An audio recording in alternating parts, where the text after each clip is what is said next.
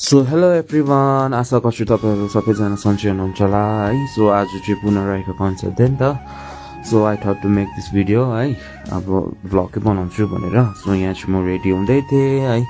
so मैले चाहिँ अस्ति सवानाबाट चाहिँ यो लङ कोट मगाएको थिएँ नि त मलाई धेरै टाइमदेखिको यो मगाउनु मन परिरहेको थियो नि त है सो मैले अस्ति फाइनली यो मगाएको थिएँ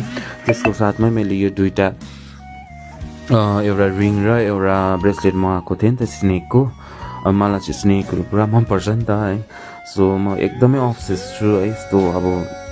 रिङहरू भयो ब्रेसलेटहरू भयो हो सो मलाई चाहिँ धेरै मनपर्छ सो म चाहिँ यो ट्राई गर्दै थिएँ है यो लगाइसकेर चाहिँ एकदमै दामी देखियो होइन